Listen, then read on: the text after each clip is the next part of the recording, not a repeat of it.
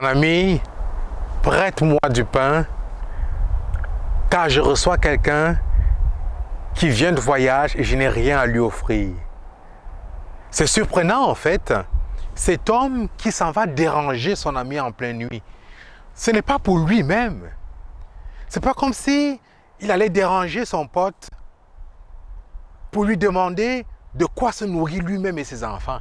Ben non, il s'en va quêter, demander pour accueillir quelqu'un d'autre. Voilà le sens de l'hospitalité. Parce qu'il a ce sens de l'hospitalité, il aimerait tant trouver de quoi pour accueillir celui qui est en voyage, en visite chez lui. Mais il dérange. Cet évangile, en fait, met en avant quoi demander et quand demander. Le Christ dit, demandez, vous recevrez. Frappez, on vous ouvrira la porte. Cherchez, vous trouverez. Il n'y a pas d'heure pour demander. Il faut tout demander. Il faut tout demander sans cesse. Si vous ne demandez pas, si vous partez du principe selon lequel on ne me donnera pas,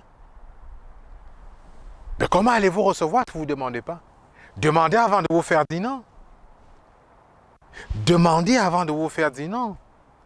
Ici, on voit donc que un des protagonistes, il a vraiment ce sens de l'hospitalité. Il est tellement préoccupé qu'il s'en va déranger en pleine nuit son ami.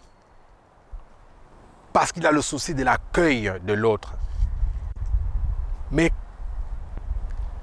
si je regarde ma vie, là, quand est-ce que je dérange autour de moi pour les autres, pas pour mon bien personnel? Quand le Christ dit demandez, vous recevrez, demandez sans cesse. Certains disent, ben là je demande, Dieu ne me donne pas. Mais la question à se poser, mais c'est qu'est-ce que je demande? Est-ce que je me décentre de mon propre besoin?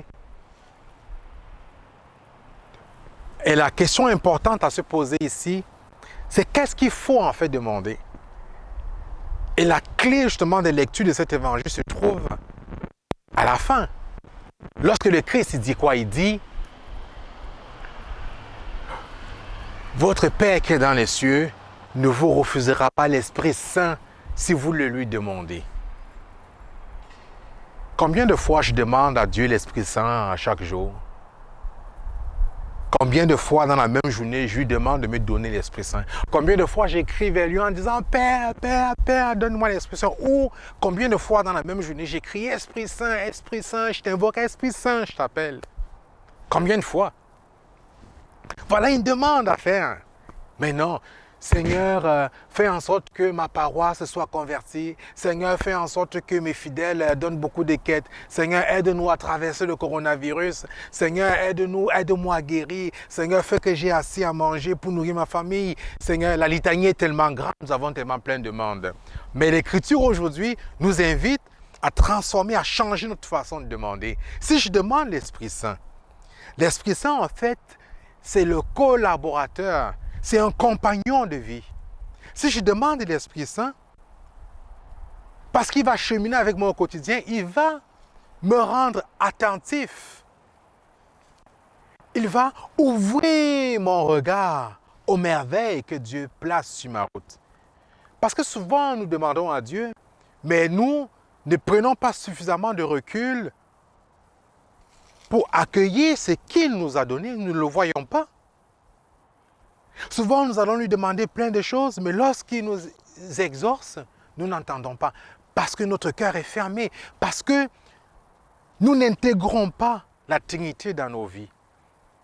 Voilà le cue de l'évangile d'aujourd'hui. Demandez l'Esprit Saint.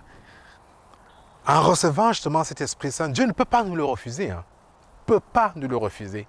C'est cet Esprit qui donne la vie. Cet Esprit qui sanctifie toutes choses.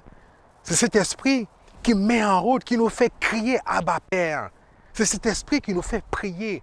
Alors si nous demandons cet Esprit à Dieu, le Christ nous garantit, le Père ne nous le refusera pas. Et si nous faisons cette demande, il nous donnera cet Esprit Saint, cet esprit de feu, et cet esprit va nous accompagner au quotidien et va nous permettre justement d'être attentifs aux besoins de nos frères, à nos besoins